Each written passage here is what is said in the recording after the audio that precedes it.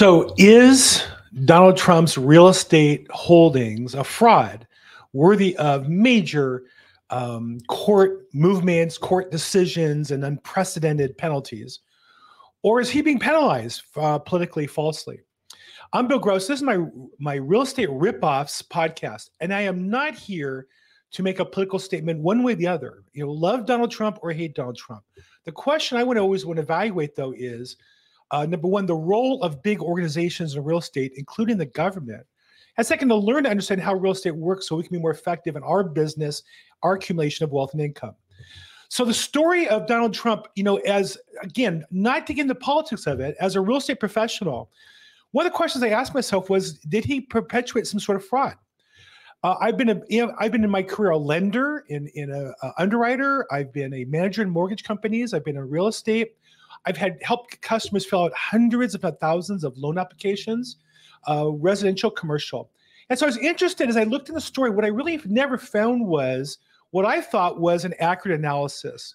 And so I want to provide that today as to what is going on here. What's he accused of doing? What did he do? And the most important question is Donald Trump a success in real estate or not? Because the people who hate him say, well, he inherited things from his father and he didn't do much.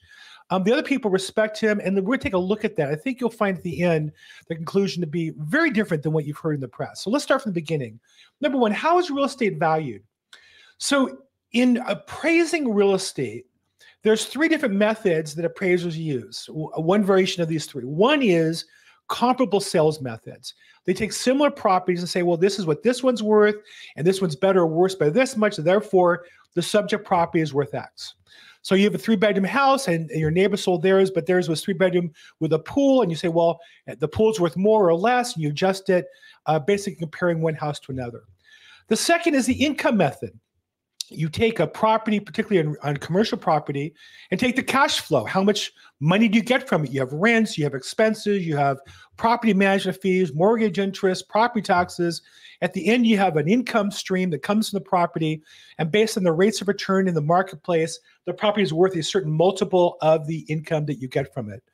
And the third is the cost to replace. You have a building, and if you want to buy one like it, what's the cost to replace? Now, this is the least commonly used, but all appraisals have it on there as an analysis point. And so you say, well, you know, this property has 10,000 square feet and it costs $300 a square foot to build. Therefore, it's worth $3 million, but it's 10 years old, so we depreciate it. So it's really worth $2.5 million, something like that. Now, when customers are asked, what's your property worth? In my experience, almost all customers always value their property at the top of the market or higher than the market. What does that mean? So if you're, let's say you own a house here in Los Angeles for $1 million, you want to buy a property in Florida, maybe a second home for $500,000. On the application, they'll ask you what your property in LA is worth. And unless you're borrowing against that property, which maybe you are, maybe you're not, but most likely not, they're not going to do an appraisal of the property in LA. They're going to take a look at your number and say, is it reasonable? Maybe they go into Zillow, maybe they do a tabletop desktop review. But they're not going to do an appraisal because it's not really germane. You're buying the property in Florida. That one typically has the equity they're going to lend against. So when owners are asked to value their properties, many times the values are high. I literally am the broker of record for a property management company and an estate where they have about 20-something properties worth about $40 million. And it appears that the owner may have overpriced some, underpriced some, and has different reasons for each one. That's not uncommon. What can't be done then is that be relied on. So what happens is, well, banks will take those appraisals, and if they want to use all the property, they'll do appraisals on them. And it's not uncommon. In the case of the estate I'm on, they're going to do an appraisal on all 20 properties because we need to establish it for various purposes, tax purposes, estate planning purposes. So we'll do an actual appraisal. But the fact that the owner said it was worth $5 million and the appraisal says it's $3 million, doesn't mean the owner committed fraud. It means the owner thinks it's worth $5 million. The owner wouldn't sell it maybe for less than $5 million, but the market would only bear $3 million. So that's how really real estate gets done. Virtually every listing I do, the seller will want to list it high or will say it's worth more. The market will come in below that number. Buyers will offer less, and there's a negotiation to get to the middle. That's common in real estate. Now, Let's talk, though, about the actual court document, because the allegation is that Donald Trump wildly inflated the values and caused harm to other organizations. Now, we do know that there's no bank that says they lost money as a result of what he did. But let's take a look at exactly how the court found it. The court documents are available online. Here's the actual filing when he, I think, lost the final case on or one of the appeals. I just find the summary fascinating. Donald Trump and agent controls many valuable properties, including office buildings, hotels, golf courses, and they require cash, and he has cash. And so anyhow, that's the overview. What they did was they referenced this analysis of the fraud of his properties. And so what I did was I wanted to understand, I'm curious, how much is it worth? Number one. Number two, what fraud did he create? So I looked at this. So here's one by one. Trump Park Avenue in New York. What they're saying is that his statement of financial condition, which he creates between 10-year period, 2011 to 21, varied from 90 million to 350 million. Well, that doesn't sound unusual. Properties over that 10-year period probably varied, went up. In 2020, they got an appraisal of 84 million, but he kept on his statement of value 135. Well, that's because the seller often thinks the appraised value is overly conservative. That's a regular experience. Then here is the rent stabilized units at Trump Park Avenue. Now, these are properties that he bought that are rentals, but the rents are limited in New York. They have rent control. And he goes on to say that they thought the properties were worth more. Well, again, he wasn't selling them. He's entitled to value what he thinks it's worth at whatever number he wants. Then they went on. This one was even more troubling because the numbers here weren't that big, I didn't think. Ivanka Trump's apartment.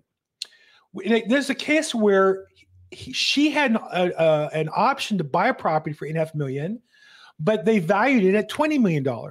Well, because if she doesn't buy it, they own it, and it's worth $20 million until she buys it. And by the way, if it's worth $20 million and she buys it for $8 million, that becomes taxable to her, and she's subject to taxes for that as a benefit. Is he entitled to give money to his key employee? Of course. Is he entitled to give money to his daughter? Of course, as long as it's reported and taxes are paid. And so there's a whole discussion about this, about how he valued the property for more than he offered to allow his daughter, who also is a key employee in his company, to buy it for. Well, that's not surprising. So to me, again, this is not fraud. This is just the owner being able to use his asset to build his business as well as benefit his family in the way he went on. And so I went through this list. As you look at it, well, there's one, there's another one, Wall Street property. Well, there's another one. This is Westchester County. Nike Town, I forgot he owned this property. Nike Town is the flagship store of Nike in Manhattan. It's a retail store for Nike. Trump International Hotel in Vegas. So I started thinking, well, how much property does he have? Because this got to be tiresome. As I went through all of this, I didn't see anything that to me looked like fraud. I saw difference of opinions between appraisers in the Trump organization and different uses of the property from an owner of real estate, which to me are consistent with people who own real estate. And with this whole list, I thought, well, isn't there somewhere a summary of what it was worth and how much it got? Well, no. There's a pretty big list. So then I thought, but that's not how I saw him being described in the press. So I go back to, here's an article, Curbed, what real estate does Trump own in New York City? And I remember when I went to New York years ago, and I went to the Freedom Tower, which is South Manhattan, and went to the top story, I think it was 110 or something, and looked north of Manhattan. They had, and I tried to find where the Trump properties were. I pulled up on my Google and I noticed he had like a bunch of properties. And again, he has, let me go back up. He has Trump International Hotel and Tower, which is on Central Park, beautiful property right at Columbus Circle. Trump Tower, famously, Fifth Avenue. I was in that, got a Starbucks there, beautiful property. Trump Building on Wall Street. Avenue of the Americas, which is one of the big major boulevards of business in New York City. Trump Park Avenue, another major city. The Nike Town property I mentioned, where Nike has its retail store. Trump Park and Trump Park East, which is right off Central Park. I think they changed the name to take his name off of it. Trump Plaza, another one, units right off of Central Park on the south side. Trump World Tower by the UN building, magnificent property. The Mayfair is an old condo building. And so on. And so I thought, well, that's an awful lot. That's an awful lot of property. And here's a map in the New York Post that shows just some of the properties he owns. I thought that didn't really sound like, to me, an overview of what he really owned. Like, how much does he really own? I was shocked when I went to the Trump.com website to see what he owns. He had, and again, you may hate him. I don't really care. The question is he a successful real estate investor and worthy of me as a real estate professional learning from? The answer is unquestionably yes. Hotels. New York was the international I mentioned to you. Miami, he owns the Doral Country Club, one of the most famous, magnificent properties down in Miami Beach, home of the golf course with the Blue Monster, I think it's called. I played there once. It was fantastic. Hotel Nevada, in Virginia, of all places, Charlottesville. I found that fascinating. Chicago. And then Ireland, 2 in Scotland. These are all near golf courses. And Oman. I don't know where Oman is, in the Middle East somewhere. Those are just the hotels that he has interest in. Then there's golf courses. Look at how many golf courses this guy has. 2 in New York. I knew about Westchester and Hudson Valley. I believe they've been on PGA Tour before. Bedminster also has been on PGA before. Other famous ones I recognize, West Palm Beach I recognize. That's related to Mar-a-Lago. Jupiter, Florida. Also, again, in Charlotte, North Carolina, Washington, D.C. And then also in Los Angeles.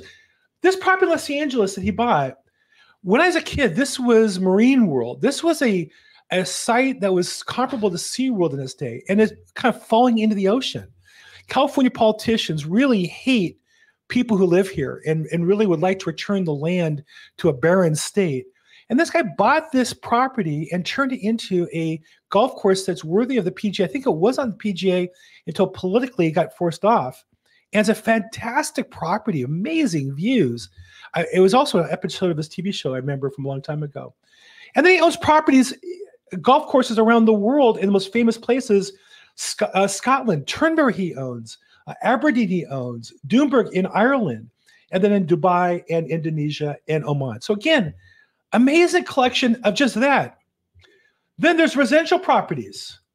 Unbelievable. In New York, I mentioned Trump Tower, International Tower, Park Avenue, World Tower, Park East, Riverside Boulevard, magnificent properties in New York, Trump Palace, Trump Plaza, residences at Yorktown, the city center, and Park Avenue. That's just in New York City. There's New Jersey, Connecticut, Hawaii. Unbelievable collection of real estate around the United States and around the world. Now, they don't own all of it. Some of this is licensed. He gets a percentage of it. Still an amazing collection of properties. Then there's the commercial properties. Trump Tower we mentioned, Avenue of Americas we mentioned, Wall Street we mentioned. I didn't even know 555 California Street in Los Angeles is one of the most prominent buildings in downtown LA. I didn't realize he owned that. And I live here in Los Angeles. On top of the Grand Hyatt Hotel, which I've stayed at, didn't realize he owned that. Empire State Building, I didn't know he owned that. I'm sorry, these are past properties. He owned that at one time. Then there's estates. Now, these are usually related to the golf courses, and they sell properties there. Amazing. So here's the thing I want to say. I deal in real estate every day. I often am researching guests for my programs, researching properties, researching owners of properties, buyers of properties. You know, I've known some pretty successful people. The decedent in the state I'm managing, he owned a real estate portfolio of $40 million. What an amazing accomplishment. My brother-in-law is a co-president of a REIT. They built in a $2 billion publicly traded real estate investment trust of industrial properties. An amazing success story, amazing person, amazing company he's built. Those two together pale in comparison to what Trump has accumulated in his career. This is a guy who the last 8 years has been running for president, been out of president, been prosecuted for being president, hasn't built his properties for the last 8 years.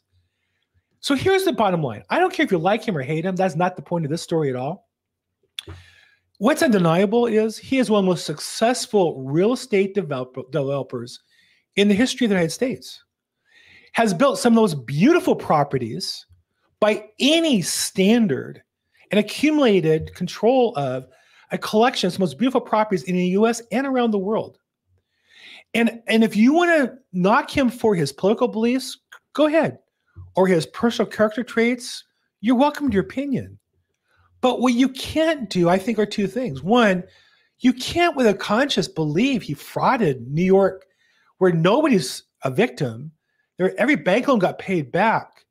And on top of that, the analysis by the court is just utter nonsense. As a professional in real estate, I can say that is nonsense. It's pathetic. Now, if you want to say he's a bad guy and they need to do things politically, that's your opinion, fine. But don't pretend that he overvalued anything. Number two, I've heard people make fun of him as a business person. All I'm going to say is I had no idea until I prepared this podcast today how much the guy developed and controlled in real estate. And in my experience, he is the most amazing. And this is not something I would have said 3 days ago or a week ago. In my experience as a professional, he's the most amazing real estate investor I've ever heard about. And my point here is let's make the policy debates about the policy. Let's make the people debates about the people, but let's not get confused about the facts, because then we just make ourselves look silly and we pay ourselves in a corner where we can't resolve things and move better for our combined benefit. Well, that's my opinion. What do you think? If you think Donald Trump committed fraud, put it in the comments. Make your case. Do a video and reply to mine. And if you hate him, that's your business. I'm not here to get in the politics of it. But I'm open to discussions, comments. Like this, subscribe. Great. Don't like it, thumbs down. Have your comment, and let's have a discussion. I'm Bill Gross at Bill Gross Probate. As always, make today your best day ever.